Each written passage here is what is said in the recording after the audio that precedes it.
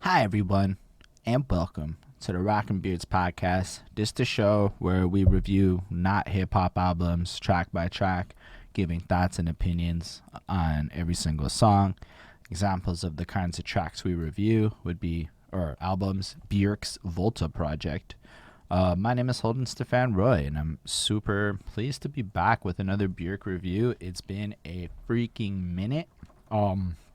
So for this whole series, I like to start off the review contextualizing my familiarity with the artist, letting you kind of get a sense from where I'm at with them, so that as we go through the project, you can have your like kind of frame of reference to see where I'm coming from with it. So for me, Björk is like a project at this point of like going through the discography and discussing each of the albums. So I started it off with the most recent one. I believe it's Utopia. I'm just going to double check that real quick as I talk. So we did the most recent project, and yeah, Utopia.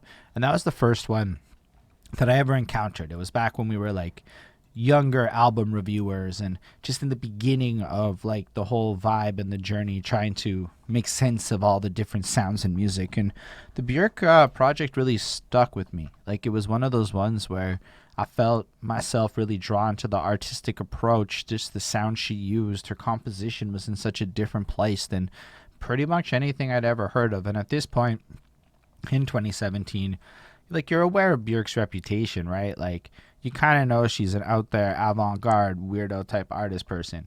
So with that, I was like, that's nifty. I feel like in like if there was ever a person whose discography would be absolutely worth exploring and going through in full, it may just be Björk. So I went ahead and I did that. I went ahead and I basically started reviewing Björk's albums. I started with Debut, I moved on to Post, and I went through them all one by one, giving a little bit of a few months apart whenever I could fit in an extra little review, until May of last year, 2020, when I did the Drawing Restraint 9.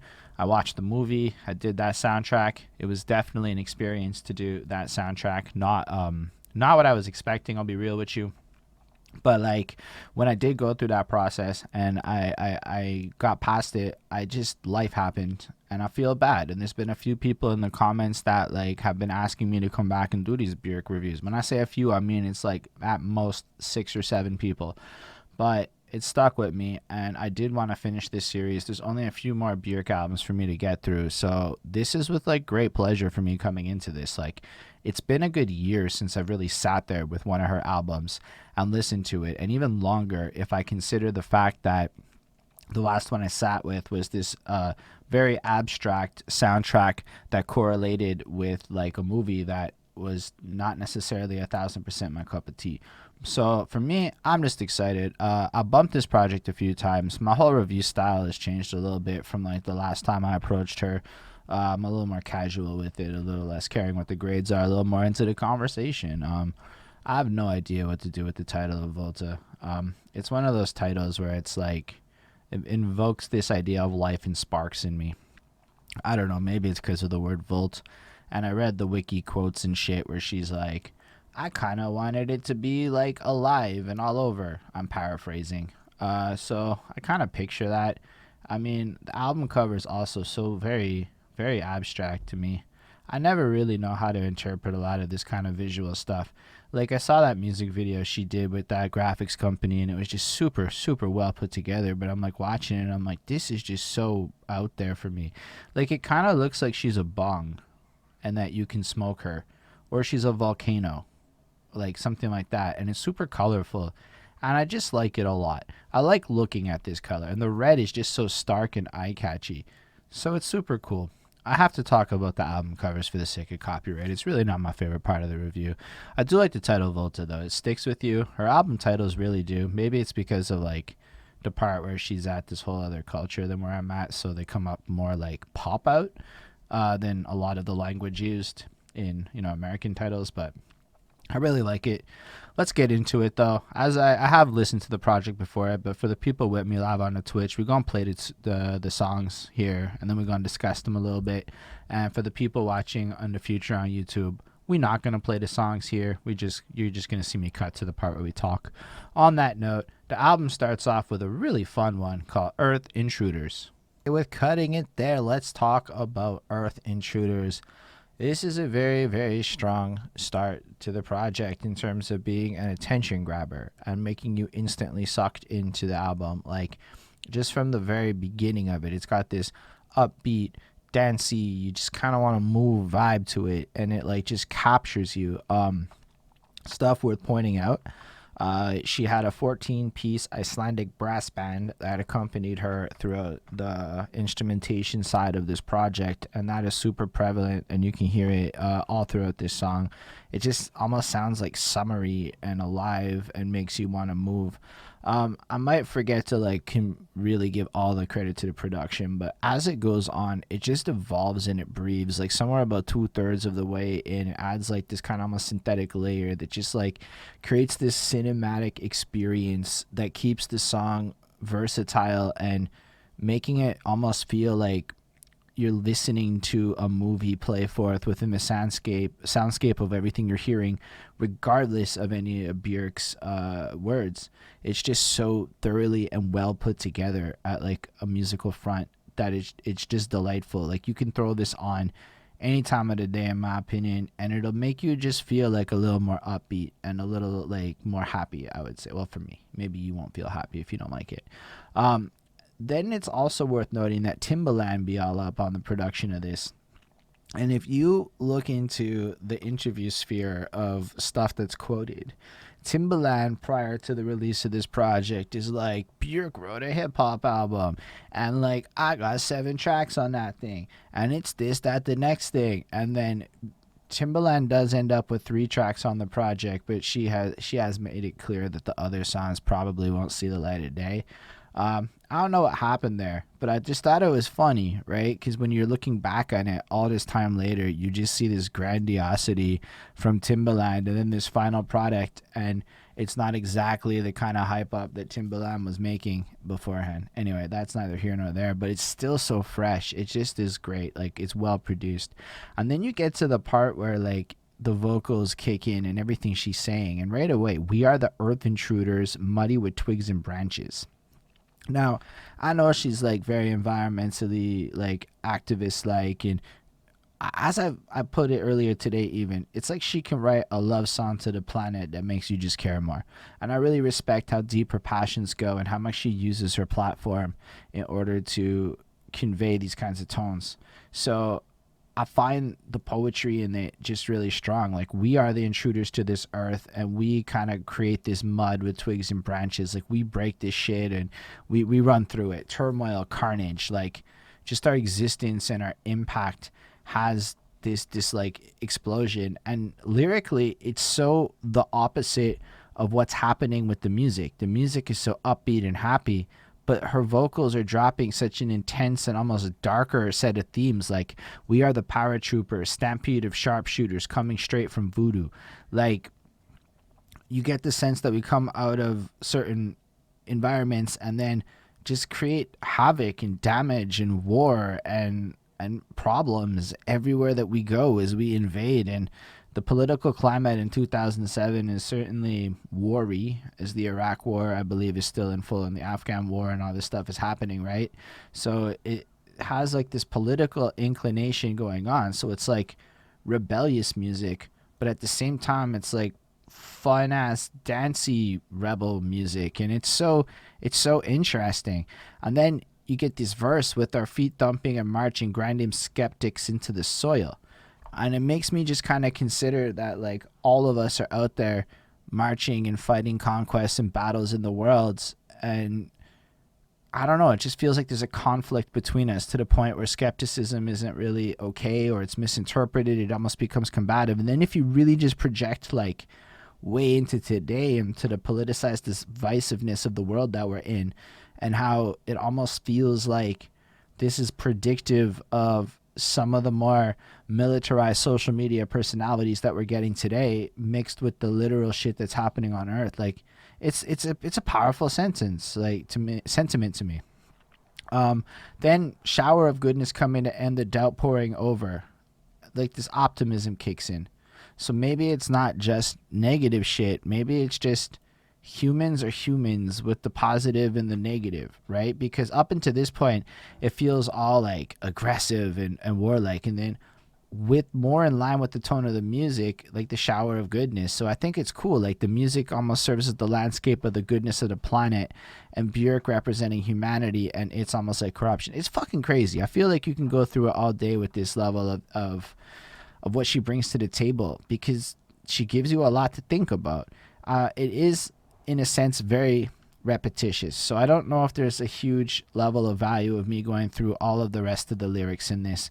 It's more of a strewn of a series of snapshots put together. Like in the next chorus, she would switch it to flock of parachuters, necessary voodoo, like this kind of way of being, this imagery, this magic and this ambiance that we create to drive our planet is all that is out there, and we change it. It becomes stronger. It becomes bigger. I don't know. I really love it a lot. I think it's really powerful. Flowing through a little bit earlier, I feel like we also touch a little bit on the planet with the beast with many heads and the arms rolling steamroller. So I feel like we just destroy with our political systems and economics and everything. Like when you really break down the impact of all the war stuff, even the things that are just happening today and now, like fundamentally it just all feels so wonky. Like there's so much good out there, but there's also so much like negative. I don't know if this is the best interpretation. This song just feels like this blast of emotion, and it just elicits this like wild side of like angst mixed with joy all at the same time for me. And then it just ends with this cool outro bit: forgive us, tribe, we are the earth intruders, etc., and we're marching. So I don't want to repeat the whole thing, but I feel like at the end there's a sense where like she's kind of apologizing to the earth and the world around us for everything that we are, while being self-aware of who we are, and then just kind of pointing out that all we really do at the end of the day is march as people. And if you think about it, from the very beginning, from the times we ascended from Africa and whatever, we marched everywhere on the earth, just kind of being the intruders of everything and everywhere. And then you just hear this like marching that plays out for a little bit, and it feels like there's nature sounds mixed with the marching, and then it just kind of blends from humans marching into these more industrialized sounds of like factories and ships. It reminds me of the stuff she used on Drawing Restraint 9 to reflect like the boats and crap. And I feel like that's kind of like an extra sense of symbolism that she's putting into this song, where you go from just us marching everywhere to almost terraforming the planet into this industrious machine with no regard for everything. And I think it has this big cinematic ending. As a song, I wish that cinematic ending was a little more of a skit and less of a whole thing that I could just skip over. But you can just skip over it, so it's not like in this day and age the hugest issue. I give it a 4.5 on 5. It's a really brilliant song. It's powerful. The outro bit's long. Like, it's long. It is a little more on that experimental side. So otherwise, I think I'd probably give it a 5, because it's a really powerful start to this project. And it's mostly, I'm invigorated by the beat and the way she sings over it, and the way that she just delivers each thing, and the way that the song evolves. It's got a powerful sense of emotion. I think I said that before. Anyway, let's move on to the next one in this project, Wanderlust. Yeah, I don't know what the Morse code says at the end, but this is definitely the second time I've encountered Morse code on an album review this like month. So crazy that Morse code is used in music. Maybe I should learn the Morse code so I can break that down. I just know that it was beepity beep beep beeps to me. But that's cool that she like ends it with this "can you spot a pattern" kind of bar, and then immediately Morse code clicks in to like end the song on an abstract kind of outro, and that's like that Björk effect.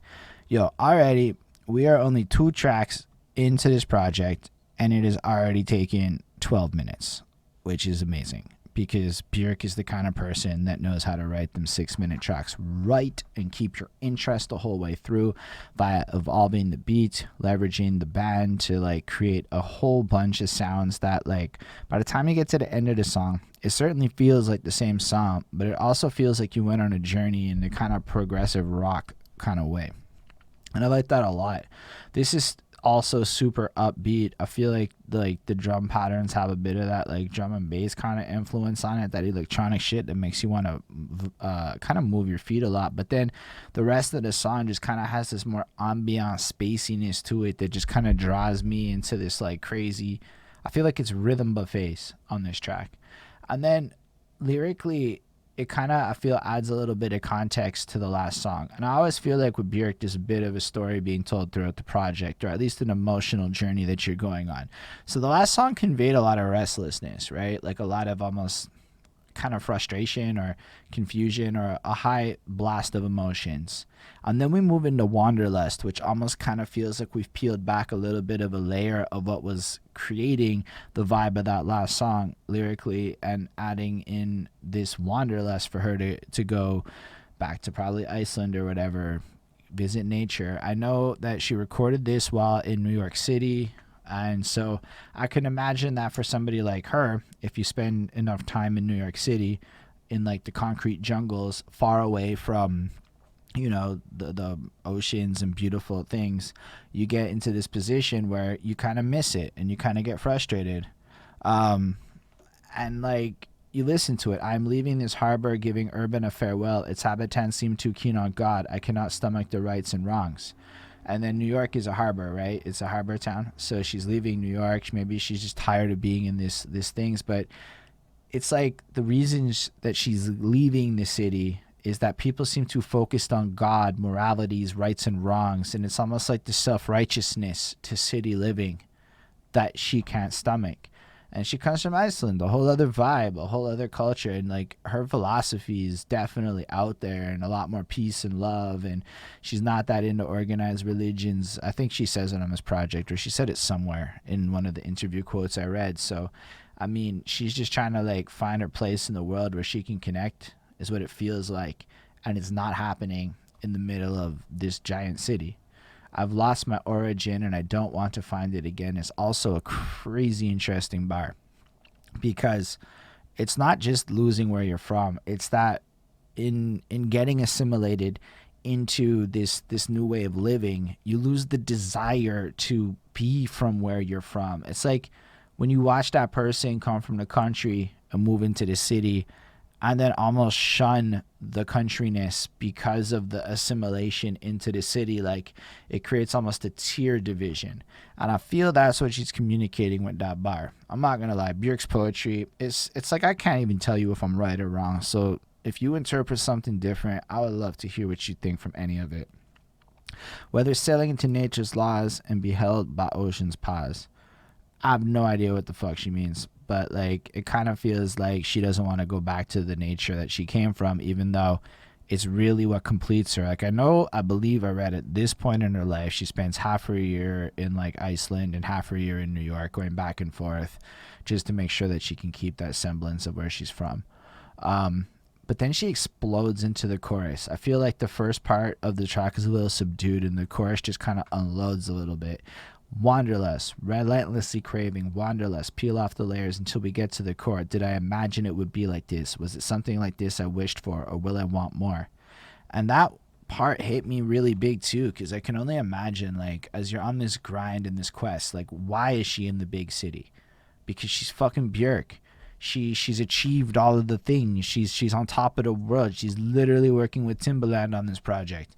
Timbaland in his heyday, like Timbaland with like Nelly Furtado and them Timbaland, right?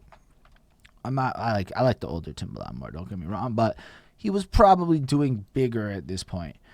And then it's like she's here and she's getting all this and she just wants to go back to like the quiet life. But I guarantee you when she goes back to the quiet life, she's gonna miss the big city again, because people be like that and shit. And it's like you get sense with this like lack of satisfaction in your whole world.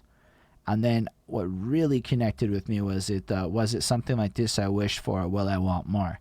Like, so what? She's going to go to the next place and time's going to pass, and then it's just going to be another vibe, another craving, another reason to have that wanderlust. It's almost like Björk's kind of battling the fact that she's not meant to be in one place, and it's just to travel and shit. I like it a lot. Lust for comfort suffocates the soul.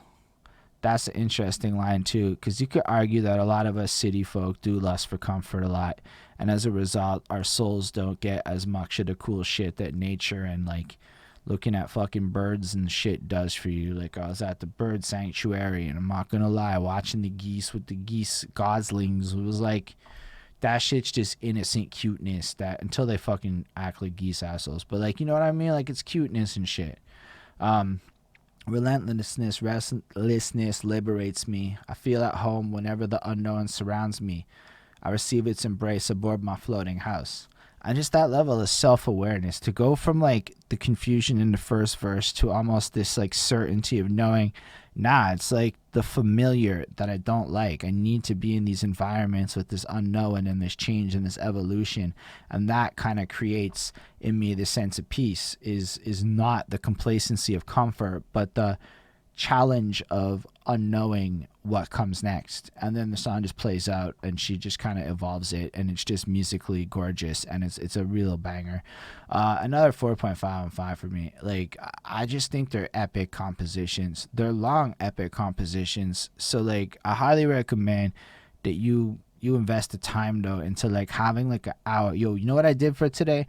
I made sure to go outside in the sun and give it a listen in the sun, because I feel like Björk would have wanted me to have vitamin D and shit hitting me while consuming this music, and it totally enhanced the experience. I'm not gonna lie, it's not like an album I think you're supposed to sit down inside of your apartment and listen to. It's almost designed to like go out and about, and it has like a dancey vibe where you almost want to dance in the streets while you bumping this.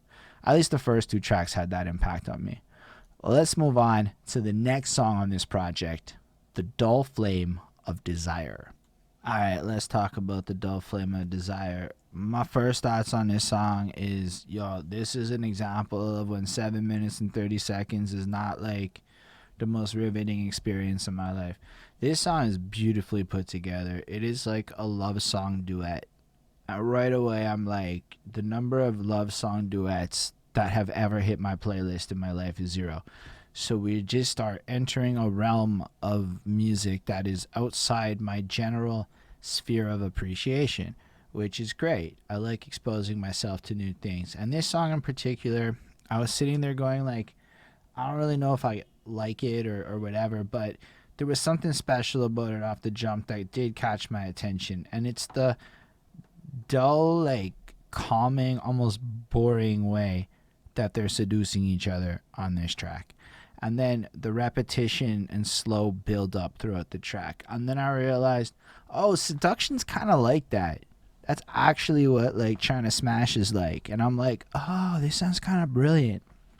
Because like spoilers, you get to the end and all of a sudden that percussion builds up, and it's like you're finally at that point where shit's about to get like going, and then it just ends on just percussion. Everything else is dropped. And I feel like it's implying that some sex is finally going down at that point. And so this whole song is like a metaphorical representation of the kind of slow and boring, but it's not boring. Like, I'm in the moment, it's pretty dope. But if you were to like watch it and not feel it from an outside perspective, like when they spoof on that shit in TV, it's kind of like not that exciting to watch people have tension, that you're not feeling that tension, even though you know that tension is dope. So I kind of feel like it's dope, but it also feels like it's a slow process when you're building it up right. We're talking about like that more ethereal connection-y type shit, which I think she's communicating to us off the jump with the "I love your eyes, my dear, the splendid sparkling fire." And so we're being told that this isn't really about the raw animalistic sex shit, but we're going through gateway to the soul kind of things off the jump, which allows us to let us know that we're talking deep love type things, or spiritual connections, or, you know, more on the making love side of things than on the fucking side of things, is I guess what I'm really trying to say. And then I don't know how I feel about the ANOHNI guy's voice. Like, he's so talented, and everything about what he does is on paper like really nice, but I'm also not into it. Like, I feel like Björk sounds way better to me, and it's not so much that this guy is bad in any way. simply that I don't appreciate listening to him as much, but he works really well with her, and they kind of like seem together. His high use of a registry kind of matches Björk's voice, and it almost blends in a sense where the two of them, like, you can't necessarily tell where one ends and the other one begins when they're harmonizing with each other, which is really nice. And it honestly, and this really only starts to play in later on in the song. So at first they're like very different as they're going back and forth, but then as you get like further along and it's just like the layering starts to kick in and the other things pick up, it's almost like the intermingling is starting to happen more and is represented by how hard it is to tell them apart at points in this track. I mean, you can clearly tell in like the verse parts when it's dominant, but I'm talking more with the layerings and whatnot. And then it just has this build up, and none of the lyrics are like over the top. It's just really simple shit like, I love your eyes, their splendid sparkling fire, when suddenly you raise them so to cast a swift embracing. Like, it's just, you know, simple romantic poetry. And a lot more of it to me is about the delivery and the production on this song, and the sequencing on this song are really what creates it. It's like a scene in a movie playing out, like a montage of a couple who meet and realize they love each other, and they go on this really drawn out 9-hour date until they finally like get it on. But the moment is just built up, and the anticipation is just so perfect that when the percussion does finally start to kick in this track, it's just so satisfying. It's just like you were teased and you were teased and you were just waiting for it, which I'm like, yo, that is the dull flame of desire. That dull sense of anticipation and wanting that finally just culminates into this explosion when you get it. And I'm like, this is a really good song. It is like not one that I can see myself going back to with any huge desire to listen to for like fun, but yo, just listening to it as an art piece and consuming it and experiencing it and realizing how cool it is was great. So I'm gonna give this like a 4.25, even though it's probably more in like the same range of a 4.5, but I'm being true to myself with it. It's a brilliant track, but I also like, listen, if you're not into it, I suppose it to me is rewarding. By the end of the song, I was like, yo, it's so worth 7.5 minutes. But like, I don't know how often I'm really gonna go do that again. Anyway, let's move on to the track Innocence. Yeah, I just caught at the end. It kind of sounds like a bus or something that she's getting off at. Maybe it'll be like significant as we go into the next track. Maybe not. But this song, Innocence, definitely brings back Timbaland, and you hear it in every part of that chorus. That chorus feels like Timbaland leaving a stamp on this album that is undeniably Timbaland beyond the beats. Now, the beat is certainly Timbaland-y, but that chorus, oh my gosh, it just made me feel like I was listening to like a Sexy Back or one of those kind of like bridges or something. Maybe not Sexy Back, but like that whole era and vibe. It's like, damn, that's like what Björk sounds like if Timbaland completely like Timbaland Björk in that chorus, which I do. Because I'm like at the right age where that shit is just my entry gate into music. Like, I'm getting into music while Timbaland's dominating the charts. Half of my original favorite songs are fucking probably produced by Timbaland. So this isn't a bad thing to me. It's just an observation. I like the overall flow of the beat. Again, it's dancey, it's upbeat. I like the beatboxing kind of feel to it. It's really just fun. It's got this huge hip hop blend to it, and I really enjoy listening to it. It makes me want to move. I like the way it evolves, and it does everything that she's been doing on this project to keep you kind of interested. Only kind of like the first track, it's about 4 minutes, and instead of adding in like a 2-minute kind of skitty thing, we just kind of leave it at 4 minutes. And I feel like we've reached the end of 6+ minute tracks on this project, and it kind of goes into more like I don't think 5 minutes is that long of a song. So 5 minutes or less to me is like what I would call normal song length, and then past that is long song length. So we're basically into normal song length for the rest of the project at this point, and I feel like this is the most pop, wrapped up, ready for radio fucking song on here. I didn't even check if this was a single. I don't think it was, but it definitely feels like it could have been. The content on the song is really super interesting to me because it looks like she's reached the point in life where she's older now, and she's thinking back to being young. I once had no fears, none at all. And then when I had some, so, like right there, you're like, yo, the truth about being young is you don't have fears. And I like think back to even like being like 25 or something. And the way I approached life, I really had no fear of the consequences of my actions. Like I was just okay with dying or something. And then I got older, and all of a sudden, I did have fears, a lot of fears. There's so many fears in my life. And the thing about fears, I think, is they come with knowledge and understanding.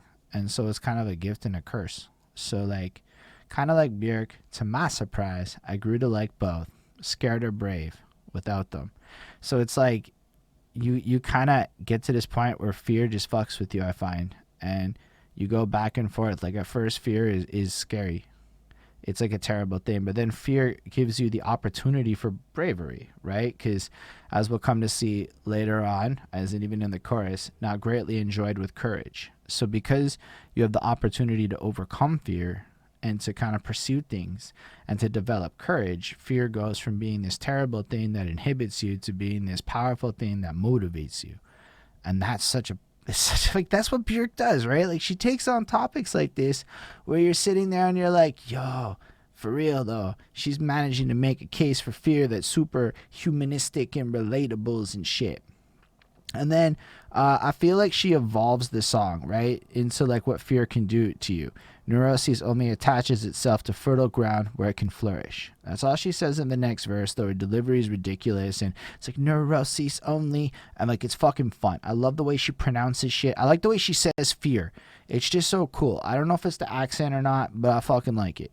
But in that little second verse, you get this idea that fear, though, has this power to go into places and look for opportunities to spread like a virus, in a sense. And so when fear can basically attach itself to the right places, it grows, prospers, and has impact. And not necessarily everybody is in the position of courage. Maybe some people are still in the position of being scared, and therefore fear can kind of hit in different things. So I kind of like the fact that she doesn't just focus on herself with this. She kind of focuses first on herself and her relationship with fear, and then more brings it to the people as opposed to just herself, which is cool, because if you think about fear, you kind of have to take the mass fear level, because I mean, look at the times we're in. And then I like the way she goes to this shit. Fear is a powerful drug. Overcome it and you can do anything. And I'm like, shit, you think you can do it? Sorry, overcome it and you think that you can do anything. That was important. It's a crazy bar, because like it almost like means that at the point where you overcome fear, it's like drugs, and it gives you this false sense of power, where now that you've beaten fear, you become almost fearless, unstoppable, which, look, it has a whole bunch of plus points, but it also is an illusion. It's you think you can do anything. Now, whether that means you can or cannot is completely separate, but I find it gives you strength. And I think that if we were to just really reframe this song, it's kind of like people who put themselves into positions of power. You have fear, you overcome your fear, and the next thing you know, you're in this position of power. So you think you can do anything. And why I think that is because of what she says next. Should I save myself for later or generously give? Fear of losing energy is draining. It locks up your chest, shuts down your heart, miserly and stingy. Let's open up, share. So now we think about it. The kind of people who tend to accumulate great power, wealth, and everything, you know, the people who create the wars and the shit that gets touched on a little bit earlier in the album, right? They're the kinds of people, I think, that have overcome their fear and then have kind of gotten to the point where their fear of losing their energy or their resources or their whatever, and then they get obsessed with this fear of losing shit, and that drains your energy and kind of turns you into a whole different type of person, where you shut down your heart and you're not as willing to give and shit. And as Björk does what Björk does, she's like, fuck that, let's open up and share, everyone. Let's just get over the fear of sharing and the fear of caring. And yo, she's mad hardcore about that. It's a consistent theme throughout like fucking her entire discography. So I like the fact and how she approached fear, and once it empowers you, just to bring it back to a place of compassion. So it's a really strong song. It's a really great beat. It's super enjoyable. It's a 4.5 on 5. let's move on then to the next track on this album, I See Who You Are. All right, let me just start by saying that this is not my favorite song on the project. This is on that like airy, spacey, pretty, I appreciate it songs. But man, this is just like weird dingly music to me. I don't mean it like weird in a negative way. I mean like compared to the standard realms and arrangement of sounds I typically hear, it is outside the normal realm of soundscapes I encounter. It is out there. I think it's like a sitar or one of those instruments, the stringed ones with the long necks. I can picture it, but I don't know the name of it right now. Like, it's cool. Like, it's just so different. It's like, again, another one where I feel like my appreciation for encountering some shit that's outside the realm of what I normally encounter is amazing. But, like, I could not see myself really returning to this particular song. Especially with the content. I feel like it's like Björk is kind of just, again, writing this connection track with another person. Genius says it could be about her daughter. I mean, it's totally possible it could be about her daughter. I know there was one of the quotes I wrote or saw that from an interview where she's all like, when you have a daughter and you're a mother, it's like this gateway to generations, and fathers with sons have like a similar thing, and you just feel like you're part of this chain of women or something. So maybe she was inspired by that notion when she wrote this and she's looking at her daughter. Or it could also be done, and I find that this is something that she does that's really cool when she does write about love, is it could be like platonic, it could be familial, it could be romantic, and if you're not like super pervy, all these things could apply if you have like a broader sense of love. And I feel like this is just a love song to celebrating the times you have with a person. And I'm not a parent, so I don't fully empathize at all with what it is to watch your offspring grow. But I guess I've been around long enough to have watched people's offspring grow and to be in a position to just see us all kind of getting older now. And so the lyrics are cool and nice. You know, I see who you are behind the skin and the muscles. I see who you are now and when you get older later. So I guess this is where you kind of get the sense she's talking to her kid, because she kind of sees herself as a kid and her daughter. And then, like, you know, she sees herself, and then she can, like, look at her mom. Because, like, I look at my dad and I look at myself now, and I look at pictures of us as kids, and I'm like, okay, yeah, if I have a kid, it's almost like, and it's a son, you get this like clear path to where shit's going. My grandpa exists, and it's like I have a good sense of my hair loss patterns of when it's all going down because of the genetics of how it all kind of plays out. I will see the same girl, the same soul, lioness, fireheart, passionate lover, and then that's cool because I feel like, again, it really kind of focuses more on the child of that. Like, you know, when you're looking at a kid or, you know, a parental kind of line of whatever's, it makes more sense with this. I can almost see myself in you. I can see the same passion. Like, you can just imagine a little Björk's daughter kind of getting mad excited and passionate about like animals or the same causes, the same innocence and everything, which also, like, if she's looking at her kid and then you go back to a track like Innocence and think about the retrospection versus today, that seems like the kind of thing you would think about if you're like reflecting on this kind of stuff. And then she just goes in such like a harsh fucking term. Like, I see you growing up into an adult, and then afterwards, later this century, when we're all dead and corpses. And that's blunt. That is what's going to happen. Time moves to a point where we will all no longer cease to be here. And I think about death a lot like that. Like, I try to make the most of what's going on today, right now in my life, and just push it to the max because, I could die. Like, just like that. It's over. And then it's what I've done. And that's all that's there. It's just what we've done.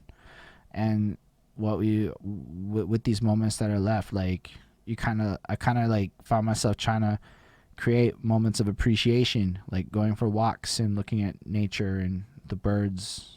I don't really like birds that much, but like the more you like birds, you get into birds. It's like a culture of staring at little creatures bopping their heads and eating shit. But it's cute. So I don't know, Bonnie likes birds. I celebrate that shit with her. Anyway, so let's celebrate now all this flesh on our bones. Let me push you up against me tightly and enjoy every bit of you.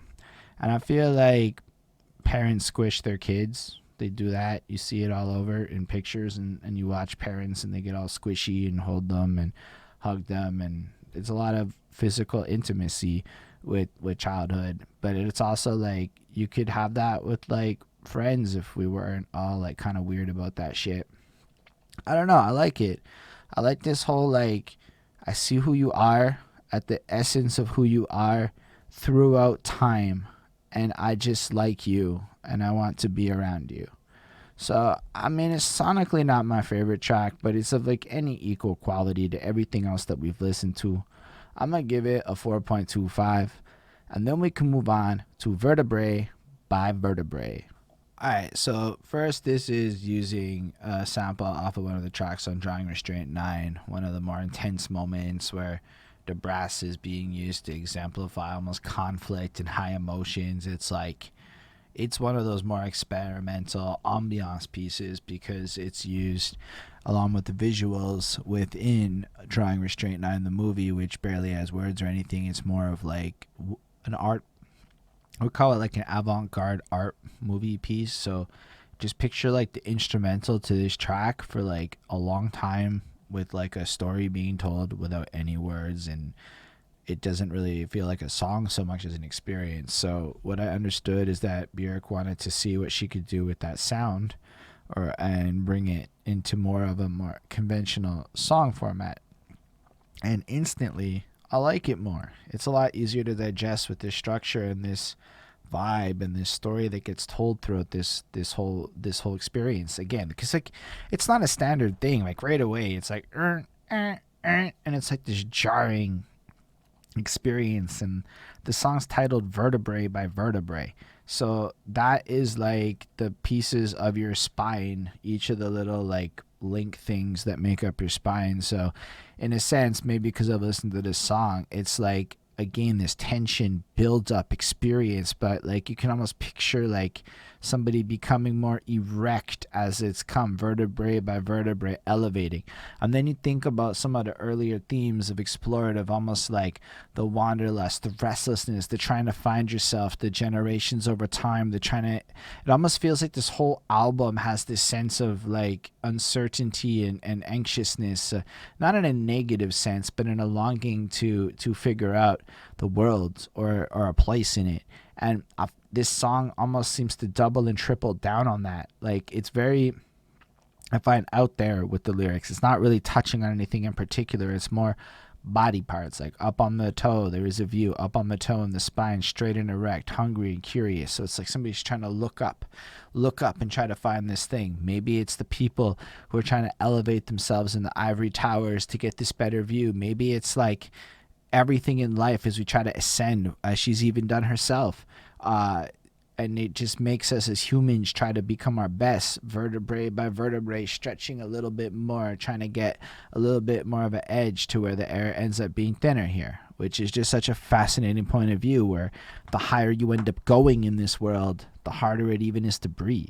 So as you get higher in life and stature, the harder it is to exist because if air gets thinner. It's like, when they go do training for like mountain missions and shit and armies and stuff, they gotta like practice the air deprivation side of it before they go do it.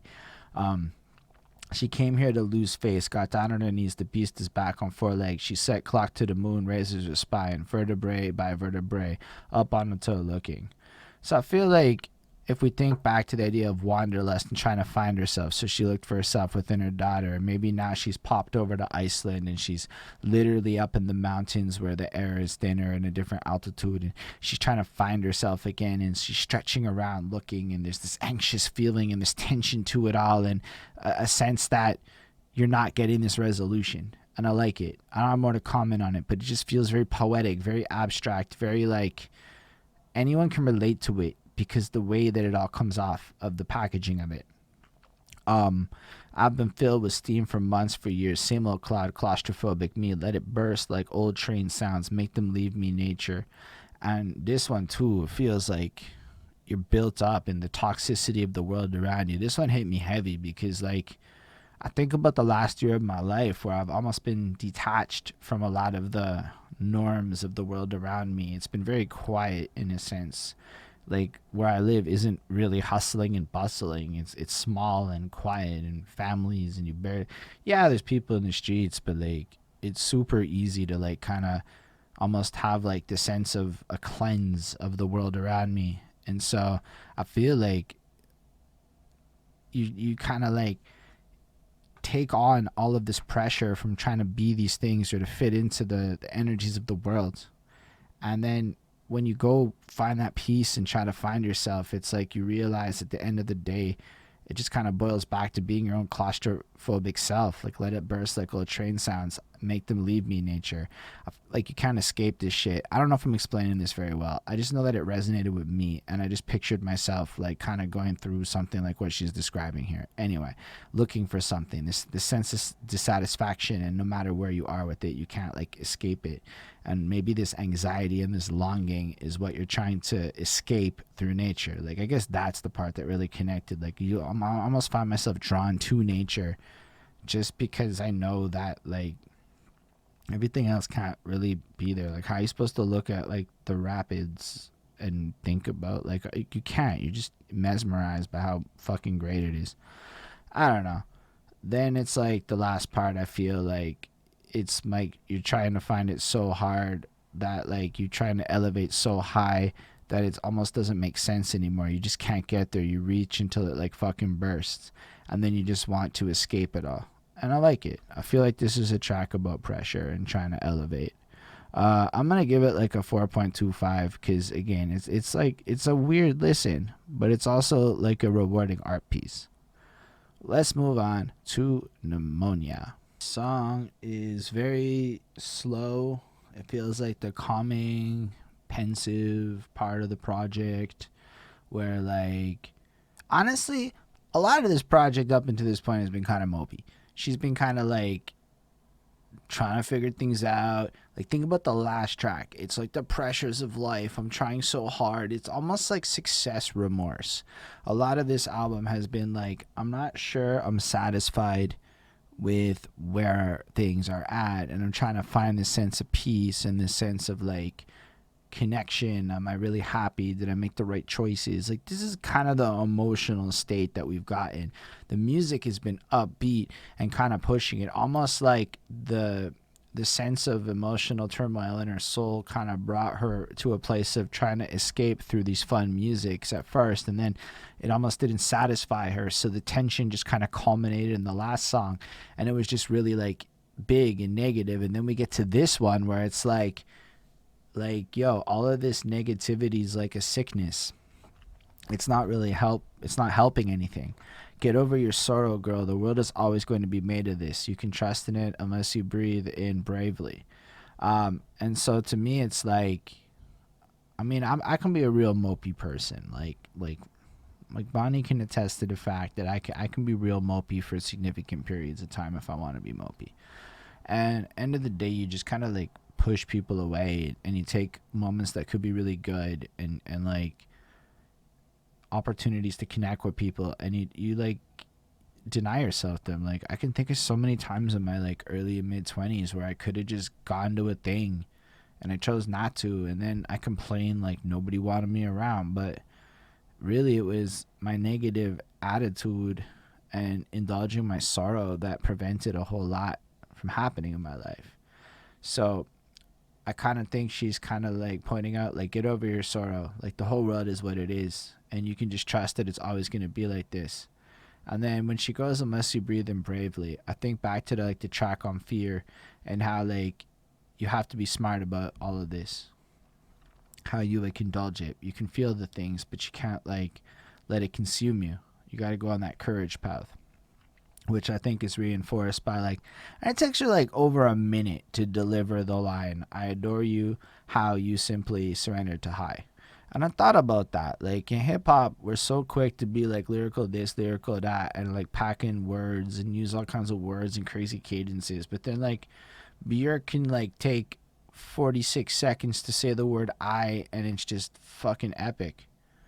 And like, from a songwriting point of view, it got me thinking about delivery a lot and how important delivery really is, and how Björk really exemplifies so much more with how she sings this. Like, this whole like line feels like her surrendering herself into it. Like, up before it, it's like she chastised herself, and then she gives into this emotion and letting herself release that the world is, and she has to kind of identify it again, which is where we get to the point your lungs are in mourning, TB style, a tuberculosis bar, TB style, you know, and the stillborn love that could have happened, the moments you should have embraced, all the moments you should have not locked up. So it's like, while you've been sitting here moping and like blocking off the whole world from you, you can kind of have to accept that that's what you've been doing, that all of this negative bullshit isn't actually helping you. So I feel like in that line before, when she kind of has that explosion of emotion, it's like embracing it kind of in the rawest form, and then we follow it up with the epiphany of what that really meant. So to understand yourself clearly, to shut yourself up would be the hugest crime of them all. The hugest crime of them all. You're just crying after all, to not want them humans around anymore. And I think that's a fascinating thing that I see a lot of people doing today, where in this world it's like it's hard and it's complicated and it's painful. So many of us are just kind of like retracting into ourselves and not wanting to deal with people anymore and not wanting to be around people anymore. And in a sense, that like isolationist, or that we're over here, you're over there, the kind of like way people get outcasted by society and shit, or outcast themselves, or feel so like to the point where they can't be around or have no desire to be with people. It all just feels so broken and wrong. And I feel like she's just trying to like point out that in yourself, when you're having those moments of feeling like the most petty of petty, you need to remember that blocking people out probably isn't the solution. And being around people is one of the things that like makes humanity like function and shit. And then I like how it kind of like stops. And meanwhile, like, all that you're getting is like this random nature track and then like fucking horns. Like, just these horns that just kind of flow for a while, and they build and then they just go like quiet. And then it picks up again for the last little bit when she's like, get over your sorrow, girl, get over it. And it's almost like there is no resolution here. There is no like fucking big moment in this song. It's just life is. The horns kind of to me reflect this like life is. It's not like overly pleasing. It's almost mundane and simple. And it's more like in moments like this, when your emotions are like that, you kind of just have to accept it and get over yourself so that you can achieve it. Like, I was like, yo, I've been kind of mopey. Maybe I should get myself back into my exercise and sunlight shit and try to like proactively deal with it so I can embrace life again. You know, like I really felt this one. It's again not like one I found myself super drawn to sonically, but like the art piece in it's brilliant. I'm gonna give it a 4.5 on 5. Its placement is great. Everything about this project is cool so far in terms of the story it's telling of, almost like, I think, how to get over yourself a bit. Then it moves on to the next track called Hope. This song is really out there, I think, just because, but it fits the story. So it's out there, but it like fits the story. So it's also another one with Timbaland. So shout out Timbaland for collaborating with Björk and making all that happen. I think this song is questioning morality. And I'm not going to lie. I relied heavily on the Genius Annotations just now because I was like, I don't fully know what the fuck she's talking about. But then I read the Genius Annotations, so it kind of, I feel like it made it a little clearer. So here's my version of it, Eternal Whirlwind. So right away, we're getting introduced to this idea that Björk is laying down her opinion on whatever the topic is going to be. Of which we find out in the next little part. It's what's the lesser of two evils, so morality, the complexity of right and wrong. Which is kind of the eternal whirlwind of life. If you think about the hustle and bustle, especially of our cultures and how we all integrate the politics of existence, it's really what's right and what's wrong. And everything's a debate about it. You know, like, and even the idea of pregnancy, because she goes with that, how you deal with pregnancies, abortions and shit, very politicized issue if you watch the news and watch how like half the politicians out there are like, bro, I can make a play on this topic and just run it. The beat's really like, it's not my favorite of the Timbaland and Björk collaborations, but it's nice, it's airy, it's kind of like, it's kind of like easing you into what I think the next track is, because we kind of hit the calm point of the project, and I know what the next song is, so I feel like it's a gradual increase to that, so it fits the energy right instead of having a harsh slap you in the face moment. So I think in that regard, it's sequenced really proper. And from like the tone of it, if in the last track we're supposed to get over yourself and embrace it, and the pressures of life are so overwhelming, then I guess we have to kind of a bit come to terms with who we are in our own morality, which is where she's making us question shit. Like, what's the lesser of two evils? If a suicide bomber made to look pregnant manages to kill her target or not, what's the lesser of two evils? And so you're like, wait, what? And then think about that at the more philosophical point of view. So if a suicide bomber kills everybody, that's a bad situation. But if this person fails to take out their goal, I might say they die by themselves and they don't kill anybody else. So then they die for no reason. Which is worse, the dying for a cause, or to fail to commit the atrocity and then to die because you just for nothing, which is actually kind of like, yo, I don't know how to answer that question. It doesn't have a simple answer. You could argue all of it. We could just spend the next hour debating that fucking point. But I think that's the idea. It's to take such an extreme example where you would think, with the way the media portrays things, that it's such a clear-cut situation. But when Björk watches the news, she's left to like ponder this kind of shit. And then adds to it. What's the lesser of two evils? If she kills them or dies in vain. Nature has fixed no limits on our hopes. So what's the lesser of two evils? Which I guess is kind of like what we were saying just before. Maybe I misinterpreted the first part a bit, but like I feel like that. At the end of the day, what's the worst part here? And then it moves into another interesting point. What's the lesser of two evils? If her bump was fake or if it was real? So I feel like based on the Genius annotation, it's an interesting point. So now it's, what if we think that this is a woman who maybe is dressed a certain way that is actually pregnant and then gets misinterpreted and represented as a suicide bomber, only to find out that it's not and it's actually a pregnant person? Or if it's like, you know, just a suicide bomber pretending to be pregnant, which is an audacious thing in the first place, because how could somebody kind of like fuck around with pregnancy? Like, yo, that's like, you don't want to have that suspicion of looking at a pregnant person and wondering if they're a suicide bomber. But then, like, you know, maybe just the fact that we would look at a person and assume that they could be a suicide bomber is just kind of the point of it. And then it's like, all of a sudden, it's like our intentions and our suppositions are brought into it. And I'm like, yo, morality is mad complicated. Here's my version of it. I have fostered since childhood. Well, I don't care. Love is all. I dare to drown to be proven wrong. And then regardless of all of the shits and the bad things in the world and the moments where we could spend hours and hours and hours debating the philosophies of who's right and who's wrong and what should be, the real truth is love is the answer to everything. And we should just kind of love and overcome and learn to accept and understand, rather than worrying about what's right and what's wrong. Learn about how to empathize and shit, which is pretty on brand with Björk and her philosophies in the world. And I think it's cool because it's almost like a return to form. Instead of letting these things be this giant source of anxiety and frustration in her life, she kind of doubles down on who she is, and I love it. It's really good.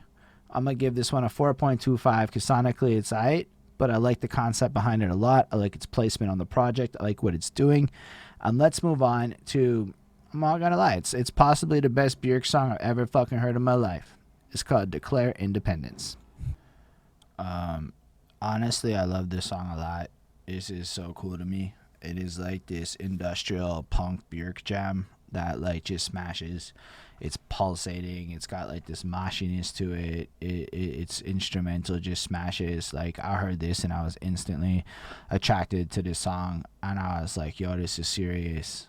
Like Björk's angry, and I feel like it's just after this whole like album of trying to find almost like peace, we end up here where it's like after hope we get declare independence.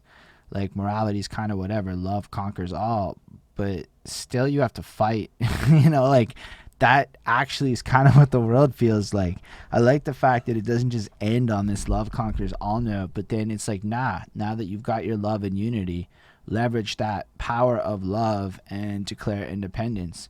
Now, if I'm not mistaken, this is in particular describing, what countries is it? It says it like over here, to the Faroe Islands and Greenland, which, similar to Iceland, are Iceland was formerly a Danish colony, but these two are still Danish colonies. So she would come as like, as I understand it, highly inspired by their independence movements that aren't going anywhere.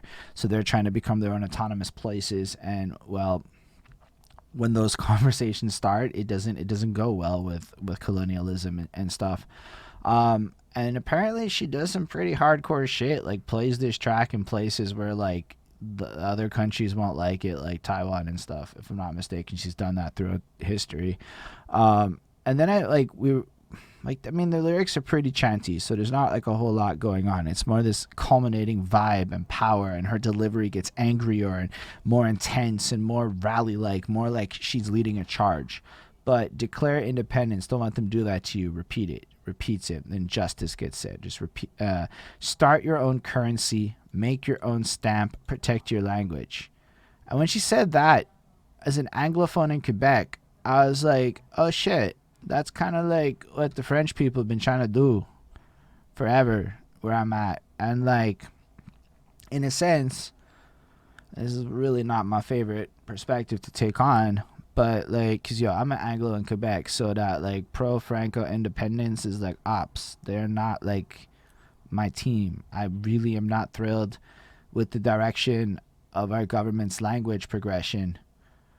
But they're kind of trying to declare independence from Canada via soft cultural moves. This is what they want, the Quebecois identity, I suppose. I don't know about all of them, but there's a chunk of them that effectively, within the realms of where I live, within the literal place where I live, there's a large group of people that are kind of doing what Björk is saying in this track. And something that I always thought about with Quebec is that their desire to become independent has not actually been that weird if you look at Europe and all of the independence movements over the last like 100 years. Like, to act like Quebec and the rest of Canada are like the same cultures is not. It's not. Like, Quebec is a very different thing than fucking Canada. We're all Canadian, don't get me wrong. I have no desire to separate, but to act like there isn't a distinct cultural identity down to like even English accent is kind of weird, you know? So I guess like when you have people like Björk rallying the world to get your independence, to go to places where you feel attacked or whatever. Now, do I think Quebec is attacked? Fuck no. But there's a whole bunch of people here who feel that way. So when I listen to this track, I'm like, damn, that's like a real topic in my own fucking like life. Like, my whole life has kind of tapped into this like subject because it's a real theme. Make your own flag, raise it higher and higher. And I watched Quebec do this kind of shit, you know?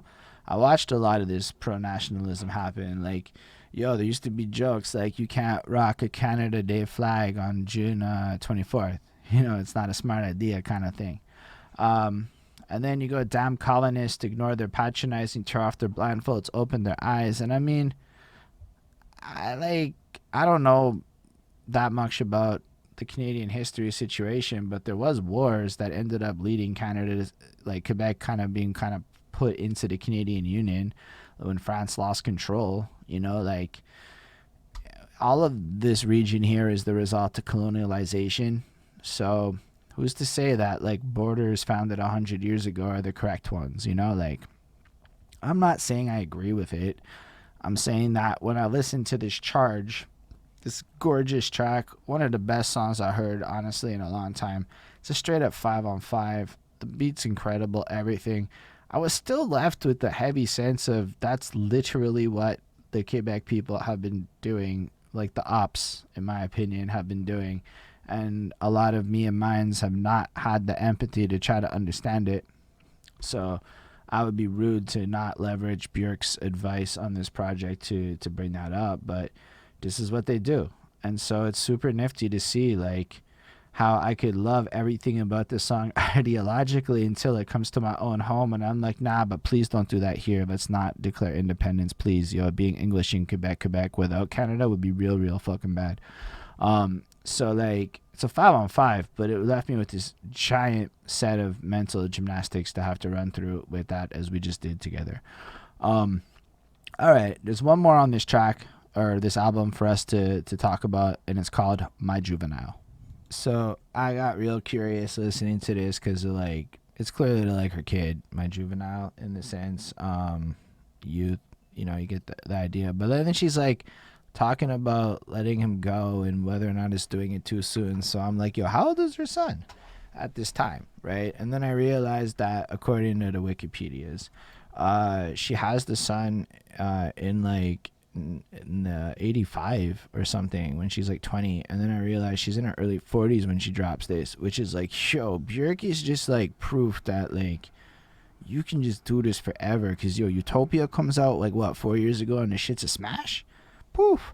And just to answer your question real quick, Radical T, it is absolutely my favorite song on this is Declare Independence.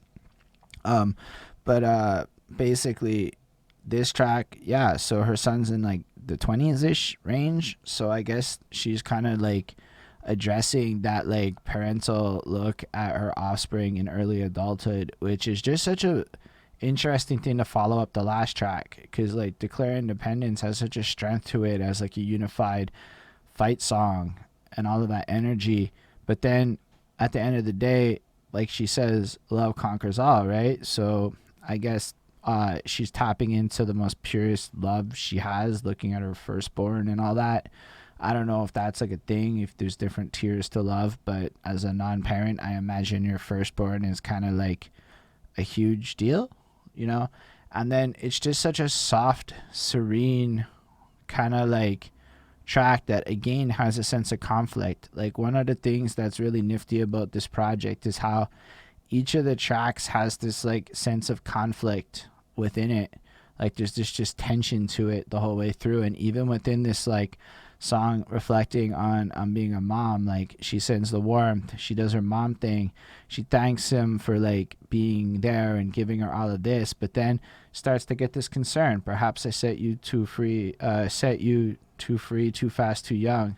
And then I like how it says as the conscience, so the featured voice has like this role, but the intentions were pure. I don't know if that was on the album or whatever. It says it on Spotify, so I assume it was like a little thing put in there.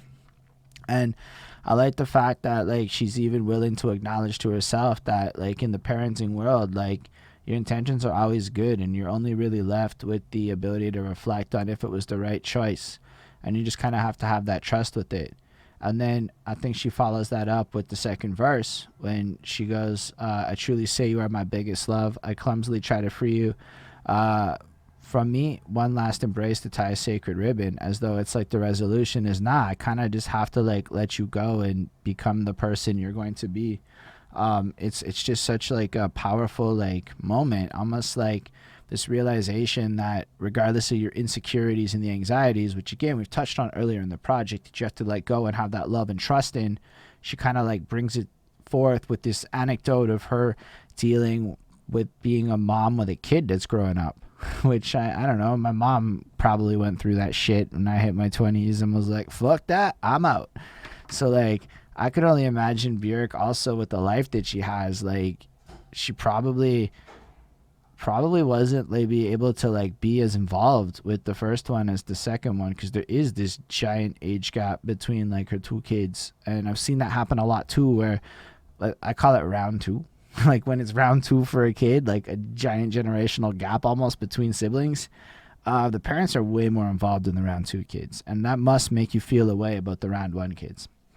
Anyway, this song is gorgeous, and it's such a great way to end out the project and kind of like add that proof to pudding of what I believe is trying to be communicated throughout all of this, like how you can use like love to overcome your own anxieties. You know, that's I think what she was trying to accomplish here, and I think that she pulls it off with like this little thing where it's not even easy, it's not even simple, it's just understanding that you have to like be aware with it all and learn to like let go of things. It's really nice.